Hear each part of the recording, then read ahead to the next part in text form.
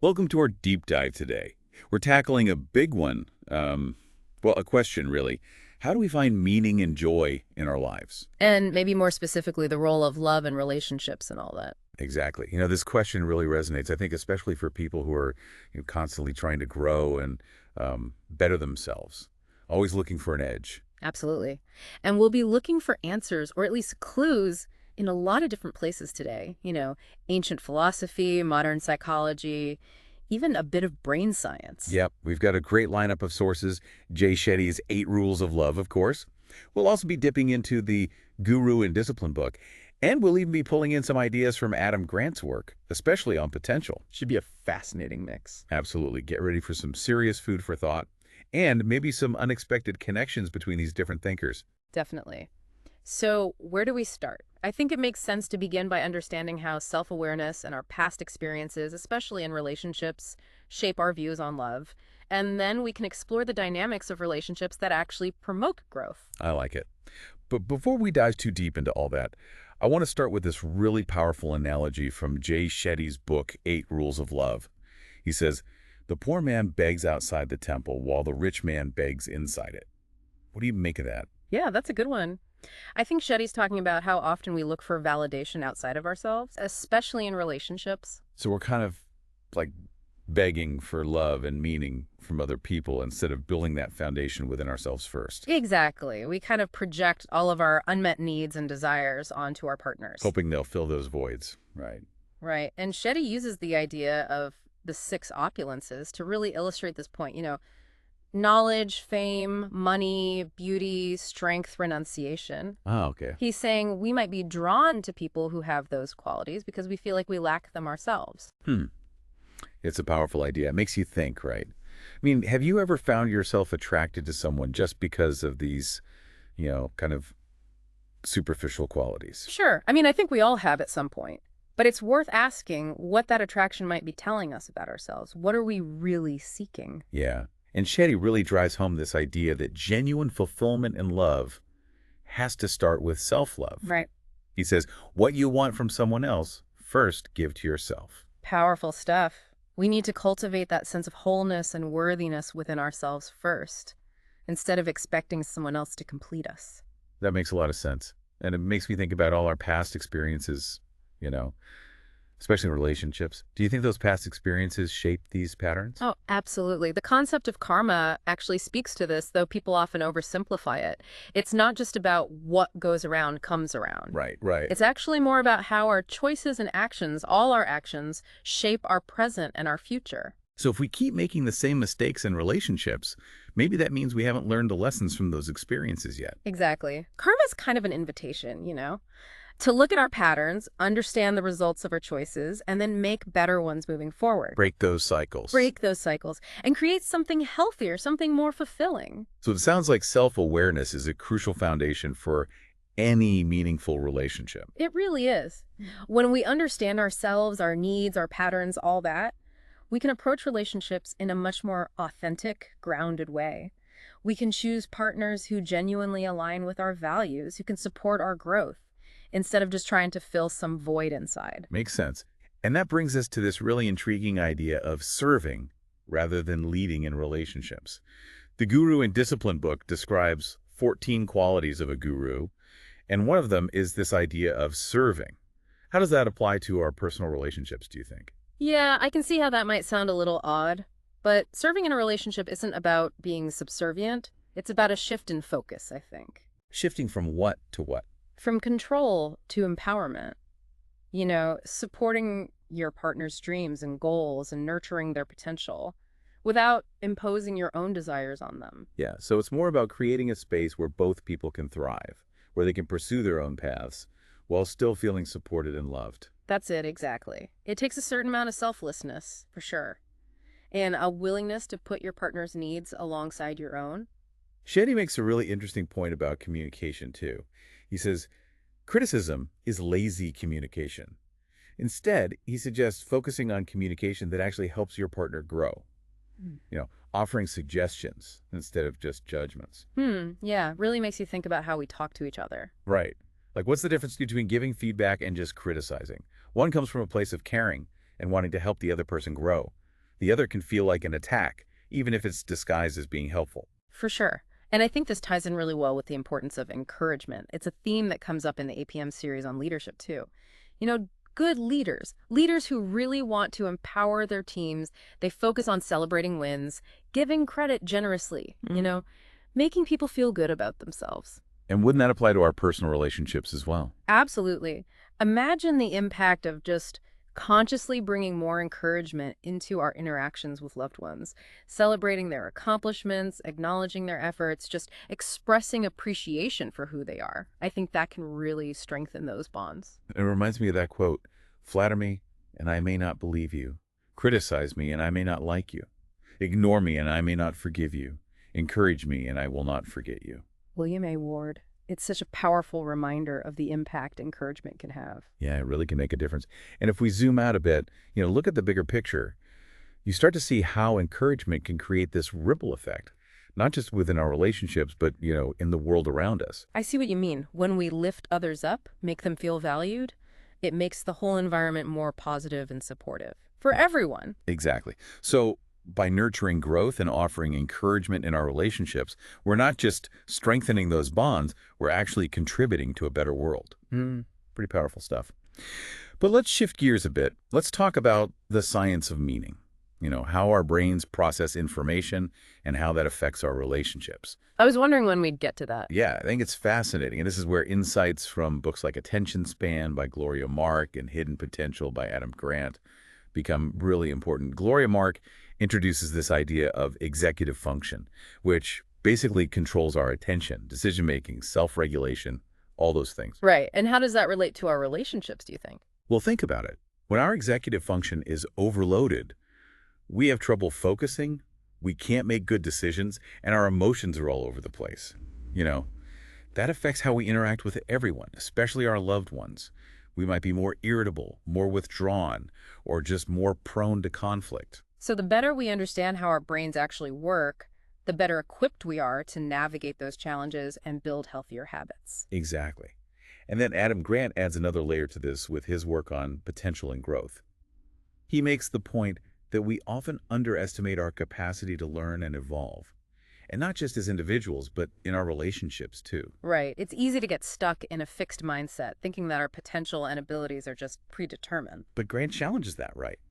He says that with the right opportunities and the motivation to learn, we could achieve far more than we initially believe. He puts it beautifully in one of his quotes. He says, "What look like differences in natural ability are often differences in opportunity and motivation.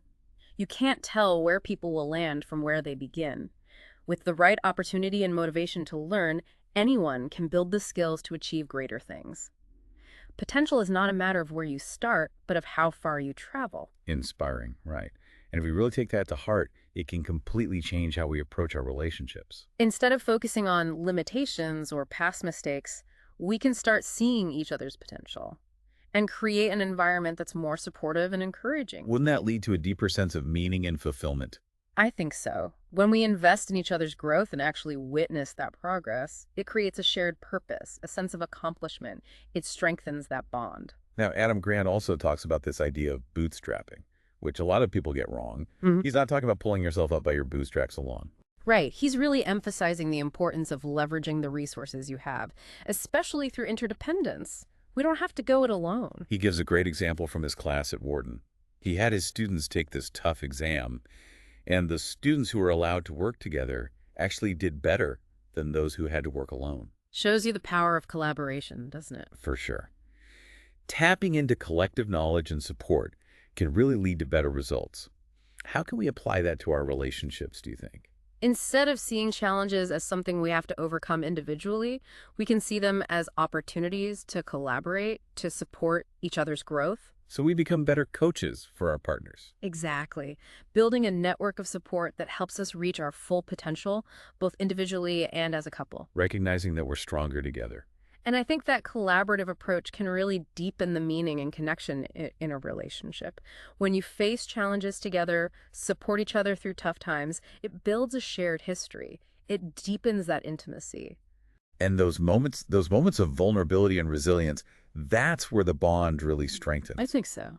So by embracing this interdependence, by building that supportive network, we can not only handle life's challenges more effectively, but also deepen the meaning and connection in our relationships. No doubt about it. We don't have to go it alone. We really don't. We often talk about finding meaning in like moments of joy and accomplishment, but those experiences always come with, a bit of hardship and loss, don't they? It's true. So how do we find meaning not just in those peak moments, but in those valleys as well? That's a tough one, and I think it challenges our whole idea of happiness and fulfillment. Hmm. If we say meaning can only be found in those positive experiences, what does that say about those darker times, those times of difficulty? Yeah, it makes you think. Maybe it's in those tough times that meaning becomes even more profound. Maybe so. Susan Cain, in her book Bittersweet, shares this really moving story about Charles Darwin and his daughter Annie. Darwin was this, scientific mind, but experiencing such profound loss really revealed the depth of human compassion to him. So it's like confronting that fragility of life. It made him understand our shared humanity on a deeper level. Right. And that actually ties in with the Buddhist idea of compassion as the greatest virtue. When we're faced with suffering, compassion gives us a way to connect, to heal. It's a good reminder that even in the darkest of times, even then, we have the capacity for love and compassion. And maybe those experiences, as hard as they are, maybe they deepen our understanding of what it means to be human. I think so. And this leads us to think about how we deal with those difficult emotions, right? Right. How do we make sense of loss and grief? Faith God actually offers a perspective that challenges how we usually deal with pain. We often try to just avoid it or suppress it. We're told to move on or just stay positive, right? Like acknowledging the pain is weak or something. Exactly. But Faith God says feeling the pain is a necessary part of remembering the love. The pain is a part of the love. It's like an invitation to actually embrace those emotions, the whole spectrum, to acknowledge that love and loss are just, intertwined. It definitely goes against the grain, doesn't it? Yeah, Our whole culture is about pushing past those feelings, not sitting with them. it is. But this approach suggests that pushing it down, denying the pain, it actually stops us from processing the experience fully, from integrating it into our lives. So how do we move forward then? Faith God uses this analogy of a ship leaving harbor, but very slowly. It encourages us to move slowly into the unknown of life after loss, embracing the uncertainty, and just giving ourselves the time and space to heal. I like that image, that slow departure, It speaks to how much courage it takes to venture out into the unknown, to face all that uncertainty, but with a sense of hope, too. Yeah. And this healing process, it doesn't have to be a solo journey either. The source also talks about how helpful it can be to help others who are grieving. There's that saying about how helping others heals our own wounds. Is that what faith God is getting at? Yeah, I think so. By showing compassion and support to others who are hurting, we access our own resilience. We find purpose even in the midst of pain. Buddha said something similar, right? If you are a lamp for someone else, it will brighten your path. Beautiful, isn't it? It reminds us that our actions have ripple effects. By offering light to others, we light up our own path too. But as we navigate these complexities of love and loss and finding meaning, it's also important to look at ourselves honestly. Yeah. Examine our own biases and how they might be distorting our perception. Right. We've talked about self-awareness, but how do we make sure we're really seeing ourselves and our relationships clearly, without those filters of our own biases? Myers talks about this in How Do We Know Ourselves? He brings up this idea of moral myopia, which is our tendency to be really hard on others but overlook our own flaws. Yeah, it's that classic log in your own eye thing, right? We're all guilty of it. We are. And then there's self-serving bias, which just adds another layer to the whole thing. We tend to take more credit for our wins than our losses. We always think we're better than average. Like we rewrite our own story to make ourselves the hero, even if it means ignoring our own flaws. That's it. And these biases can have a huge impact on relationships. If you're constantly judging your partner while giving yourself a free pass, it throws everything off balance. It stops you from having genuine empathy and understanding. So how do we get out of that trap?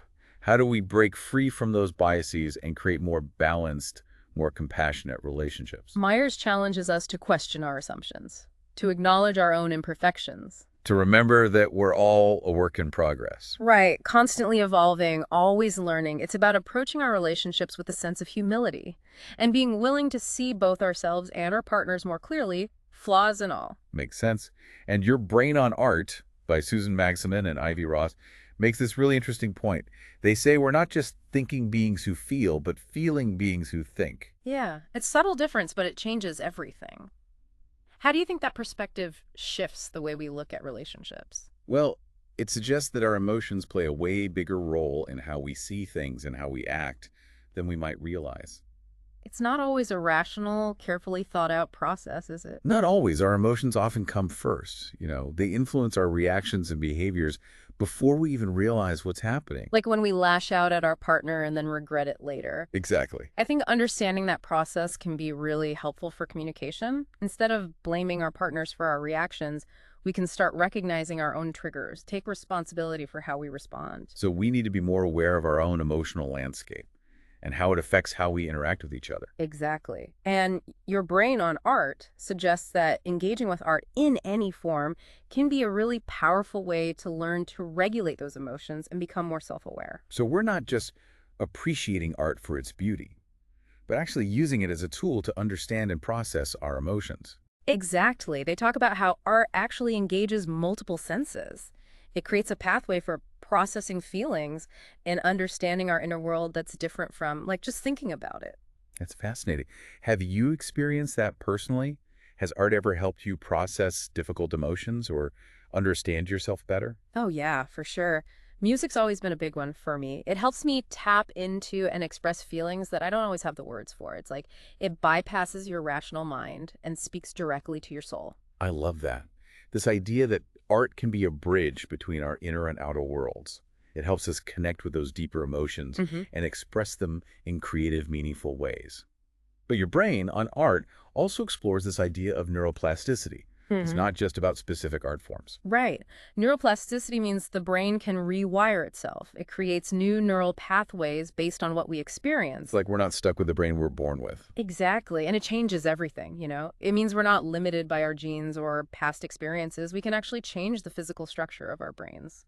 So it's not just about learning new things. It's about literally changing our brains. That's right. And for relationships, that's huge. We can literally rewire our brains to be more compassionate, more empathetic, more understanding. So even if we've had, like, unhealthy patterns in the past, that doesn't mean we're doomed to repeat them. Nope.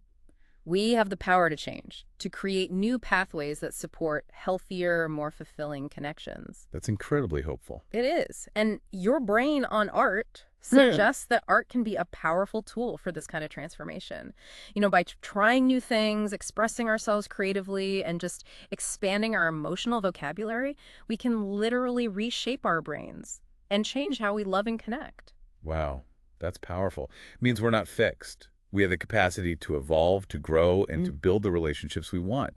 But how do we actually put all this into practice? How do we move beyond just understanding our brains and start creating real change? I think that's a question for the next part of our deep dive. So we've explored this amazing potential of our brains to adapt and change. But honestly, it's kind of overwhelming to think about actually putting all this into action, isn't it? Where do we even start? That's where strategy comes in, I think. You know, making conscious choices, taking specific steps that actually match our values, our goals. In This is Strategy, Seth Godin challenges us to really think about the games we're playing in life. He's saying that we often get so caught up in the rules of the game and the expectations that we don't stop and ask if it's even the right game for us. Right. Like he says, we often spend more time figuring out how to win the game we're in instead of choosing which game to play in the first place. We have the power to choose, you know.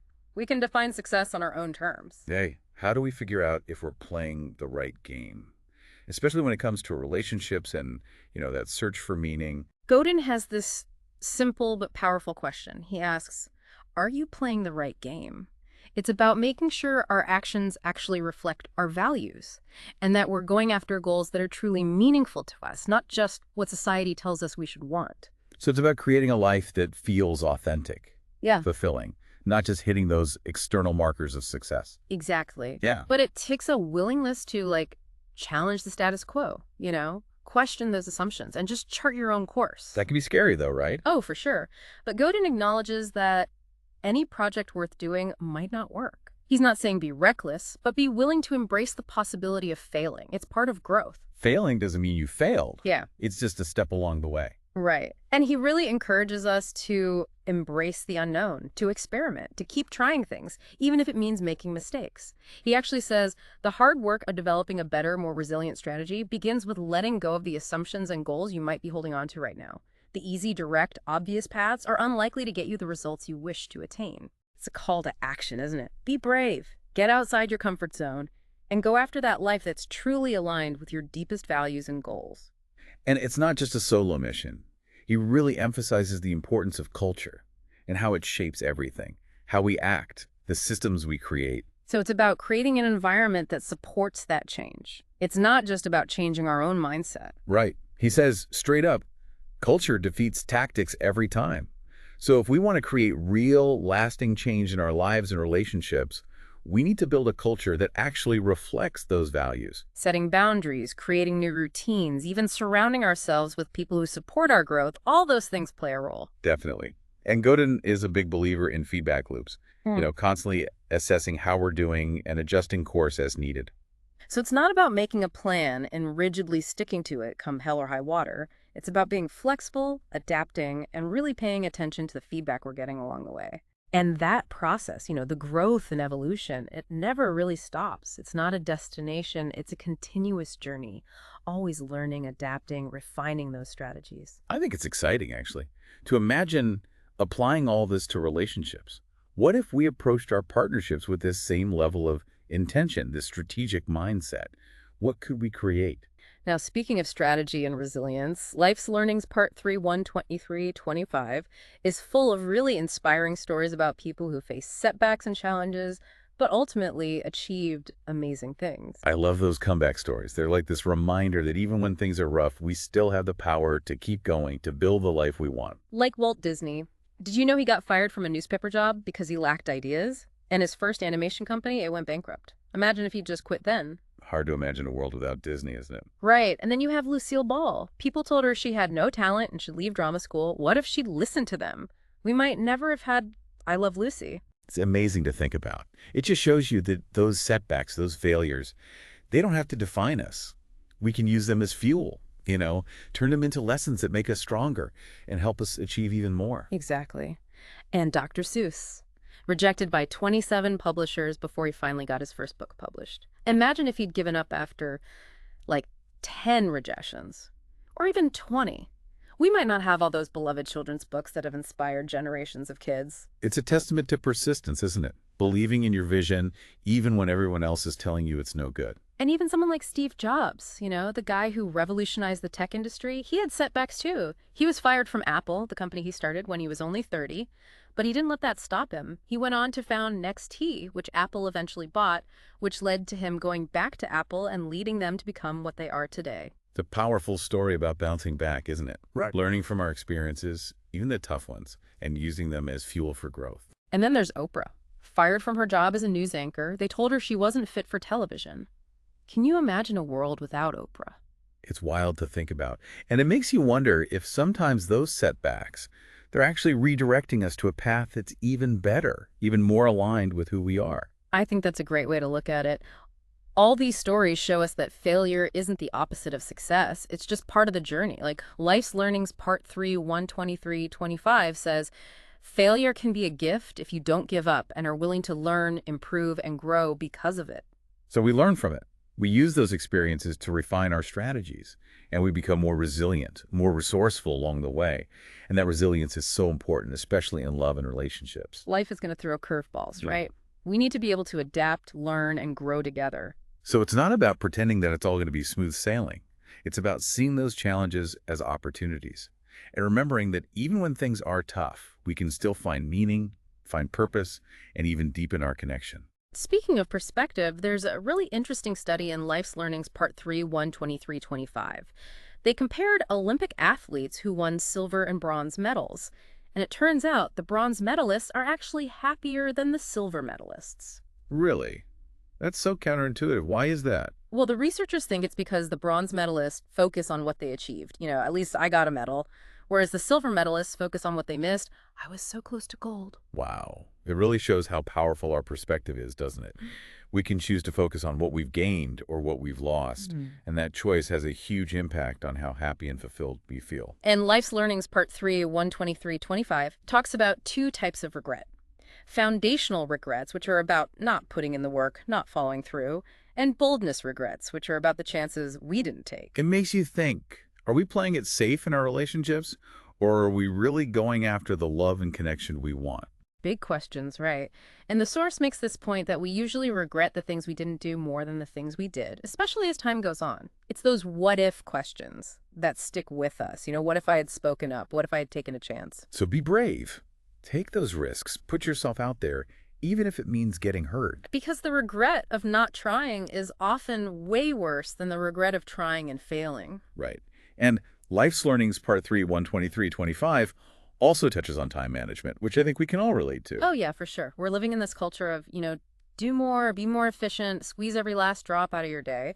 But Life's Learnings Part 3, 123-25 asks if all this optimizing is actually good for us. Yeah, like we're stuck on a treadmill, always running, but never getting anywhere. Right. Are we missing out on meaningful experiences because we're so focused on checking things off our list? It's a good question to ask. The source calls it this joyless urgency, and it can lead to burnout, emptiness, even if we're achieving all kinds of things. So maybe it's time to hit pause. Ask ourselves what really matters. Exactly. Are we doing things that bring us joy, or are we just going through the motions? It's not about doing more. It's about doing what matters. Building a life that's rich and meaningful, not just packed with stuff. And that brings us back to this theme of perspective, which has been running through all of these sources, hasn't it? It really has. Like in Faith God, when it challenges us to see grief in a new light, to understand that loss and healing are part of the same thing. To remember that feeling the pain is a necessary part of remembering the love. Exactly. We can hold both the joy and the sorrow because they're both part of love. And Faith God encourages us to shift our focus. Instead of grieving for those who are gone, grieve for those who are still here. That's a powerful shift. It's about cherishing the moments we have, appreciating the people in our lives, expressing that love fully, because life is precious. It's temporary. And that perspective can change everything about how we approach relationships. We start taking each other for granted and start appreciating every moment. And in This is Strategy, Godin reminds us that if parts of the system are unseen, it doesn't mean they don't exist. Right. We need to look deeper. Think about all those underlying things that shape our experiences, influence our relationships. Recognize that we're not just individuals on our own little journey. We're all connected, part of a bigger system. It's a humbling thought, isn't it? But it's also empowering. It means our actions have an impact. And we have to think about that, how our choices affect others. This has been such an incredible conversation, exploring meaning through all these different lenses, love, relationships, self-awareness, strategy. But like any deep dive, the real work starts now, doesn't it? It does. What are you going to take with you from all this? What changes are you going to make in your own life and your relationships? How are you going to use what you've learned to build a more meaningful life? Not just for yourself, but for the people around you. Those are the questions we want to leave you with today. Thank you for joining us on this deep dive. Until next time, may you find purpose, connection, and joy on your journey.